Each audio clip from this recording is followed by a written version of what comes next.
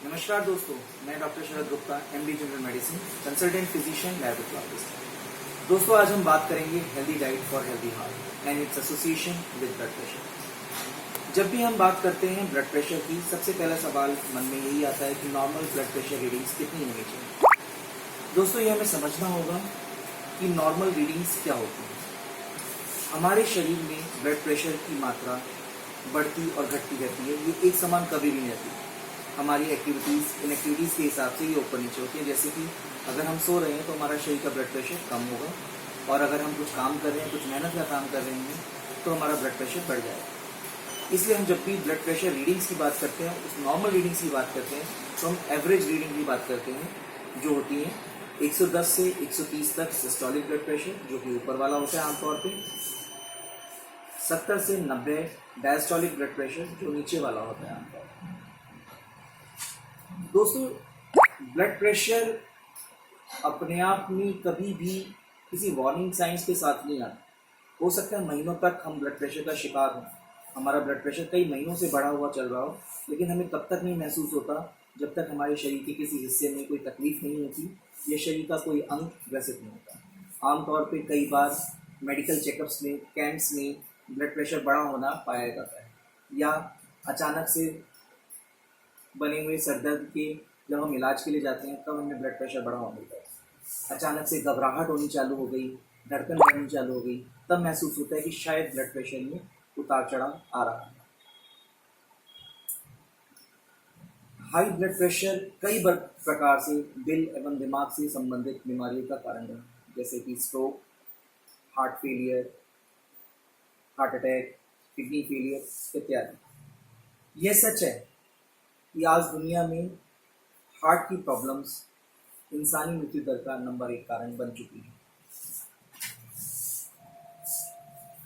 दोस्तों, यहाँ पे समझने की जरूरत यह भी है कि ये जितनी भी दिल से संबंधित बीमारियां होती हैं, ये कहीं ना कहीं लाइफस्टाइल डिसीज की कैटेगरी में आती हैं। अब सवाल ये होता है कि लाइफस्टाइल डिसीज क्या है। वो बीमारियां जिनका सीधा सीधा संबंध हमारे खान पान, हमारे रहन सहन, उठने बैठने, रोज की दिनचर्या से होता है। हम बहुत तेज नमक खाते हैं, जाहिर तौर पर बात है कि शायद हमें ब्लड प्रेशर होने की संभावना है।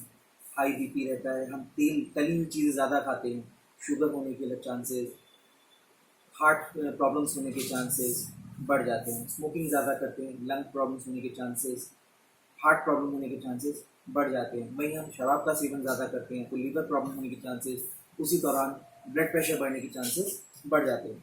आजकल कई तरह की दवाइयाँ हैं जो काफ़ी कारगर भी हैं, लेकिन इन सभी के होते हुए भी लाइफस्टाइल मॉडिफिकेशंस बेस्ट ऑप्शन है।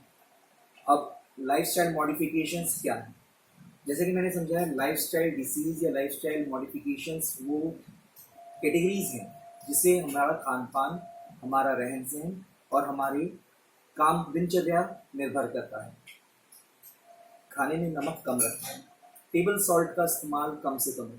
दोस्तों, टेबल सॉल्ट का मतलब होता है ऊपर का नमक। जैसे खाने में, अचार में, दही में, पापड़ में हम नमक का इस्तेमाल कम से कम करें।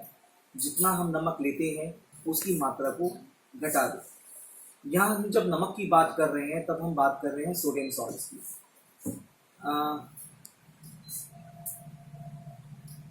अकॉर्डिंग टू टेक्स्ट बुक्स माने तो नमक की मात्रा, मतलब सोडियम की मात्रा पूरे दिन में जो डेली रिक्वायरमेंट हमारी है, वो 1250 से 1300 मिलीग्राम पर डे की रिक्वायरमेंट आती है। लेकिन अगर हम कोई प्रोसेस्ड फूड खा रहे हैं, कोई बाहरी खाना खा रहे हैं, तो अकेली कुछ चीज़ों में ही अमूमन अगर हम पूरे दिन एक इंडियन डाइट में देखें तो करीब करीब 3 ग्राम नमक हम पूरे दिन में खा जाते हैं। तो बहुत ज़रूरी है कि हम अपने खान पान, खाने पाने की शैली, थोड़ी सी अपनी खुराक को और बाकी चीज़ों को सुधारें। नमक का इस्तेमाल कम से कम करें। नमक में बेसिकली सोडियम सॉल्ट्स का। यही दूसरी चीज़ आती है कि आजकल बहुत ज़्यादा सुनने को मिला है कि सर हम रॉक सॉल्ट लेना चाहते हैं तो क्या वो ब्लड प्रेशर में कारगर सिद्ध होगा? जी हाँ, बिल्कुल होगा। रॉक सॉल्ट्स हम ले रहे हैं, वो बेसिकली पोटेशियम और मैग्नीशियम रिच सॉल्ट्स होते हैं, जो कि हार्ट के लिए अच्छा भी है। लेकिन किसी भी तरह का नमक अगर हम कहें तो बात यही है कि कम से कम रखा जाए तो ही अच्छा है। शराब का सेवन कम से कम होना चाहिए। अगर हम रेगुलर बेसिस पे ज़्यादा 3 से 4 पैक ले रहे हैं, तो ये देखा गया है कि जल्दी ही हमारे लीवर से संबंधित बीमारियां पनपने लगती हैं। और लीवर एक ऐसा ऑर्गन है जिसका काम होता है शरीर के किसी भी खाने को पचाने में, मेटाबॉलाइज करने। जब मेटाबॉलाइज में ही दिक्कत आ जाएगी तो दिक्कत कहाँ आएगी? दिक्कत सीधा सीधा हमारे एब्जॉर्ब न्यूट्रिएंट्स और मिनरल्स में आएगी। वही फिर सीधा सीधा हमारे ब्लड प्रेशर का, हाई कोलेस्ट्रॉल का कारण है। दिन भर में 2 या 3 कप से ज़्यादा चाय का इस्तेमाल नहीं करना। कैफीन चाय में भारी मात्रा में होती है, चाय में, कॉफ़ी में कैफीन की मात्रा अधिक होती है। और कैफीन अपने आप में एक नर्वस स्टिमुलेंट है। जो भी कोई चीज़ स्टिमुलेशन हमें प्रोवाइड करती है तो कहीं ना कहीं हमारे एड्रीनर्जिक रिस्पॉन्स को जगा देती है, जिससे बीपी बढ़ सकता है। दोस्तों, हमें अपने खाने में ज़्यादा से ज़्यादा फ्रूट्स, फलों का इस्तेमाल करना चाहिए। नट्स, अखरोट, बादाम इत्यादि का इस्तेमाल बढ़ाना चाहिए, लेकिन इनकी नेचुरल फॉर्म। ऐसा नहीं कि रोस्टेड ले रहे हैं, सॉल्टेड ले रहे हैं। प्रोसेस्ड फूड इसलिए भी मना किया जाता है क्योंकि एक तो उसमें नमक तेज होता है, और जो पैकेज फूड्स होता है, ऐसा नहीं है कि पैकेज फूड्स में जो क्वांटिटी लिखी जा रही है वो नहीं है। पैकेज फूड्स में भी नमक की मात्रा बढ़ा के रखी जाती है ताकि उसको देर तक प्रिजर्व किया जा सके। इसलिए हमारा काम होना चाहिए, जब हम आगे आज से जब भी कोई सामान खरीद रहे हैं, उसके सॉल्ट कंटेंट को, उसके शुगर कंटेंट्स को, उसके इंग्रीडियंट्स को एक बार पढ़ने की आदत में लेके आए। हम इंडियंस की आदत होती है सामान लिया, फटाफट से लेके घर भागे, काम किया, लेकिन कभी भी ये जानना नहीं चाहते कि जो हम खा रहे हैं उसमें है क्या। हाँ, दवाइयों में ज़रूर चेक करते हैं कि ये लाल रंग की है या हरे रंग की है। Regular exercise, walking, running, jogging, सभी का लाइफस्टाइल इतना सेडेंट्री हो गया है, कंप्यूटर बेस्ड प्रोग्राम्स हो गए हैं, कंपनियों में क्लर्क्स हैं, बाबूज हैं, चलना फिरना बिल्कुल बंद है। अल्टीमेटली क्या हो रहा है? मोटापा बढ़ रहा है, कोलेस्ट्रॉल बढ़ रहा है, कोलेस्ट्रॉल बढ़ रहा है, फिर धमनियों में कोलेस्ट्रॉल इकट्ठा हो रहा है, जिसको हम साइंटिफिकली आर्टीरियो एथेरोस्क्लेरोसिस बोलते हैं। एथेरोस्क्लेरोसिस हो जाएगा, ब्लड फ्लो के लिए जगह कम होगी, ब्लड प्रेशर बढ़ेगा।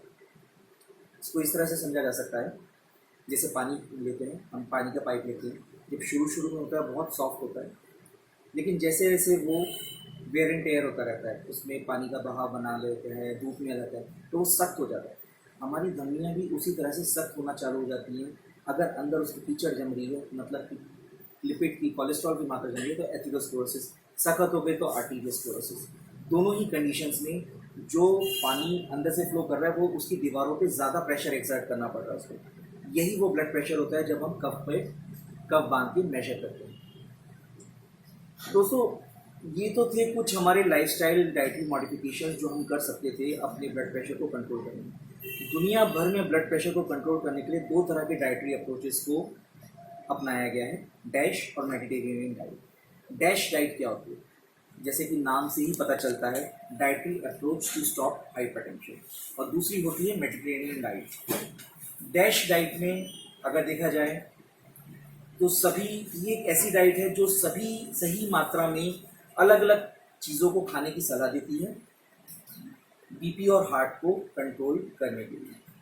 अनाज, सब्जी, फल, बीन्स, नट्स का थोड़ी थोड़ी मात्रा में इस्तेमाल करना होता है, दिन में 3 से 4। एक बार में बहुत सारा खाना खाने की जरूरत नहीं। वही जैसे डायबिटिक में हमारा प्लेट सिस्टम होता है ना, कि हमें अपनी प्लेट को 4 से 5 भाग में बांटना है, उसी तरह से डैश डाइट में हमें अपने खाने को, पूरे दिन की रिक्वायरमेंट को 4 से 5 बार में बांट के चलना है। एक बार में कभी भी ज़्यादा इंटेक नहीं करना है। तेल का इस्तेमाल डैश डाइट में बहुत ज़्यादा नहीं किया जाता। हालांकि हम देखें दूसरी तरह की जो अप्रोचेस है, जैसे कि मेडिटेरेनियन डाइट, वो भी ऑलमोस्ट सिमिलर ही होती है। हमें वक्त वक्त पे खाना खाना होता है, लेकिन उसमें तेल का इस्तेमाल है। दोस्तों, समझने की जरूरत है, यहाँ पे जब हम तेल की बात कर रहे हैं, फैट्स की बात कर रहे हैं, तो हम हेल्दी फैट्स की बात कर रहे हैं। मोनो अनसेचुरेटेड फैट्स की बात करें, जो मूफा कहा जाता है, ये एक हेल्दी फैट होता है जो एलडीएल लेवल्स को, जो कि बैड कोलेस्ट्रॉल होता है, उसको कम करने में मदद करता है, और एचडीएल लेवल्स जो कि गुड कोलेस्ट्रॉल होता है उसको बढ़ाने में मदद करता है। जाहिर सी बात है, नाम से ही पता चल रहा है कि गुड कोलेस्ट्रॉल कह रहे हैं तो ये हार्ट के लिए बेनिफिशियरी ही होगा।